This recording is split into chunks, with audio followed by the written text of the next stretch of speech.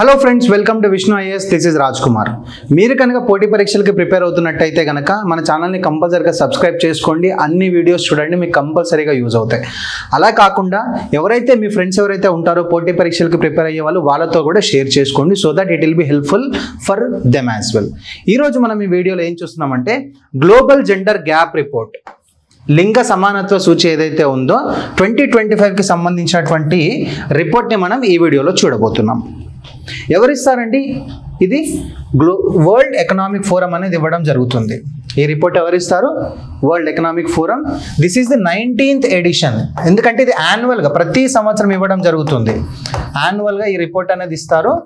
So ప్రతి సంవత్సరం ఇవ్వడం జరుగుతుంది. ఈ 2025లో ఇచ్చినటువంటి రిపోర్ట్ ఏదైతే ఉందో అది 19వ edition, 19th edition of the report. And total economies covered are about like 148. ప్రపంచంలో ఉన్నటువంటి 148 దేశాల ఎకానమీస్ని ఇది చెక్ చేస్తూ దాంతోపాటు ర్యాంకింగ్ అనేది ఇవ్వడం అనేది జరుగుతుందన్నమాట.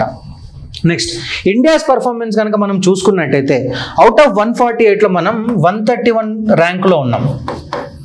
లాస్ట్ ఇయర్తో 2024తో కంపేర్ చేస్తే ఇంకొక 2 ర్యాంకులు పెరిగాం. అంటే మన పర్ఫార్మెన్స్ అనేది లోయెస్ట్ లెవెల్లో ఉందని మనం చెప్పొచ్చు. ఓకేనా? 2024లో 129 ర్యాంక్ ఉంటే ఇప్పుడు 131 ర్యాంక్లో ఉన్నాం. జెండర్ ప్యారిటీ స్కోర్ చూసుకుంటే అంటే ఎంత అసమానత్వం ఉంది అని అంటే లింగ భేదంలో అనంటే 64.1% అసమానతలు ఉన్నాయి జెండర్ ప్యారిటీ అనేది. నెక్స్ట్, మనం చెప్పాను కదా 131/148 ఉంది కాబట్టి this is very much lowest ranked countries in the South Asia. దక్షిణ ఏషియాలో ఉన్నటువంటి అన్ని దేశాలు ఏవైతే ఉన్నాయో దాంట్లో మనం లోయెస్ట్ నంబర్లో ఉన్నాం. నెక్స్ట్, అబ్సల్యూట్ ఇంప్రూవ్మెంట్ దేంట్లో? Marginal increase of like 0.3 points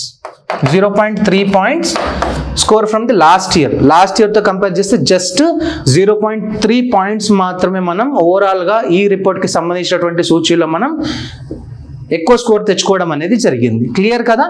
score అనేది 131/148, 129 ఉండదు. అంటే 2 ర్యాంక్స్ మనం ఇంక్రీజ్ అయ్యాము. మంచి పర్ఫార్మెన్స్ ఏం కాదు, ఎందుకంటే ర్యాంక్స్ ఇంక్రీజ్ అయింది కాబట్టి. నెక్స్ట్, అసమానత్వం అనేది 64.1% ఉండింది, lowest in the South Asia. And at the same time last ఇయర్తో కంపేర్ చేసుకుంటే 0.3% ఇంప్రూవ్మెంట్ అనేది ఉంది. But still it is the lowest in the South Asia. Next, India performance dimension wise చూసుకుంటే like ఎకనామికల్గా ఎంత, ఎడ్యుకేషనల్గా ఎంత, పొలిటికల్గా ఎంత అనేది మనం చూసుకున్నట్టయితే economical participation, labour force participation, female labour force participation అని చూసుకున్నట్టయితే 45.9% ఉంది.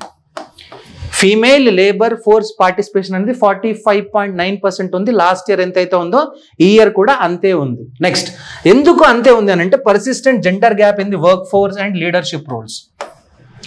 లేబర్ ఫోర్స్లో కానీ లేకపోతే లీడర్షిప్ రోల్స్లో కానీ ఉమెన్కి ఇవ్వాల్సినటువంటి సమానత్వం అనేది మనం కల్పించలేకపోతున్నాం ఇంకా, irrespective of their education and their abilities. Next, educational attainment యొక్క స్కోర్ 97.1% ఉంది. This is good number. ఎందుకంటే ఫీమేల్ లిటరసీ అనేది ఇంక్రీజ్ అవుతుంది. దానితో పాటు ఏంటంటే ఎడ్యుకేషన్ ఎన్రోల్మెంట్ కూడా పెరుగుతుంది. మనం అందరినీ కూడా గర్ల్ చైల్డ్స్ అందరినీ కూడా మనం స్కూల్స్కి పంపిస్తున్నాం, వాళ్ళని ఎడ్యుకేట్ చేస్తున్నాం. And they are in to the jobs now as well. Next, health and survival. ఆరోగ్యపరంగా మనం చూసుకున్నట్టయితే sex ratio at birth and healthy life expectancy ఈ 2 కూడా పెరిగాయి. బర్త్ అంటే పుట్టినప్పుడు సెక్స్ రేషియో ఏదైతే ఉందో సెక్స్ రేషియో ఎట్ బర్త్ అనేది పెరిగింది, అలాగే లైఫ్ ఎక్స్పెక్టెన్సీ కూడా పెరిగింది. బట్ స్టిల్ ఏమవుతుంది అని అంటే బోత్ జెండర్ యొక్క లైఫ్ ఎక్స్పెక్టెన్సీ ఏదైతే ఉందో అది తగ్గుతూ వస్తుంది. మేల్ కానీ ఫీమేల్ కానీ ఇద్దరు యొక్క లైఫ్ ఎక్స్పెక్టెన్సీ అనేది తగ్గుతూనే ఉంటుంది. నెక్స్ట్, పొలిటికల్ ఎంపవర్మెంట్ అంటే పొలిటికల్ పరంగా వాళ్ళు మినిస్టర్స్ లెవెల్లో ఎంతమంది ఉన్నారు, లేకపోతే గవర్నమెంట్లో ఎంతమంది ఉన్నారు, ఎంతమంది ఎమ్మెల్యేలు ఉన్నారు, ఎంపీలు ఉన్నారు మనం చూసుకున్నట్టయితే కనుక women in parliament dropped from 14.7% to 13.8%.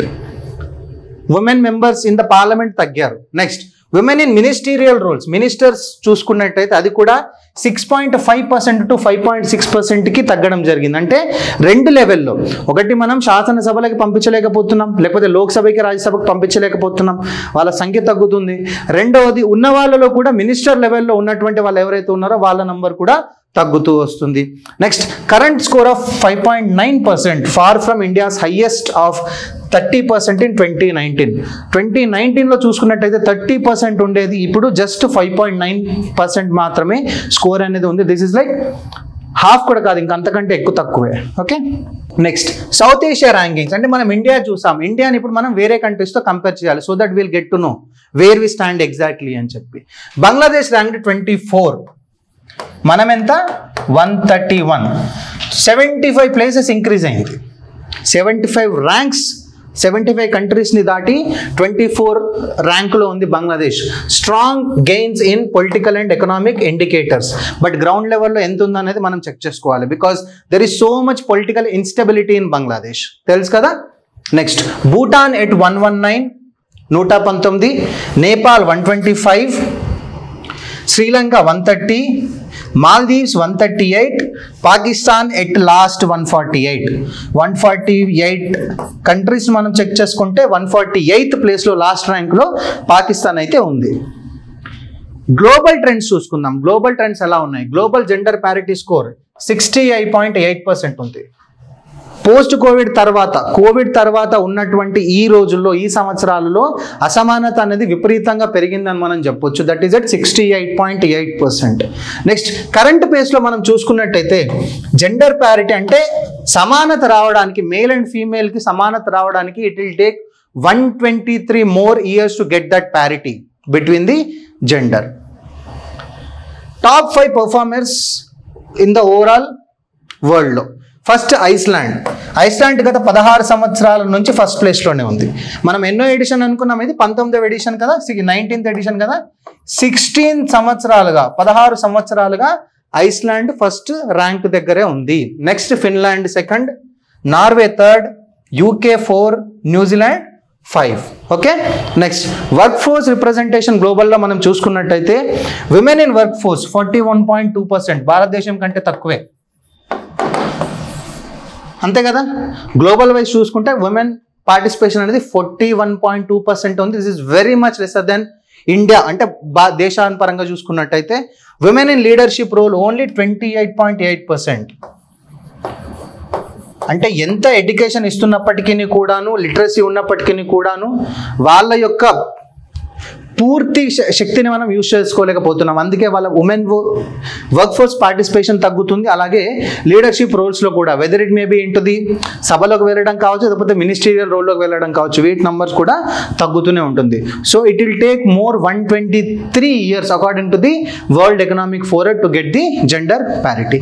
Thank you and all the best. జై హింద్.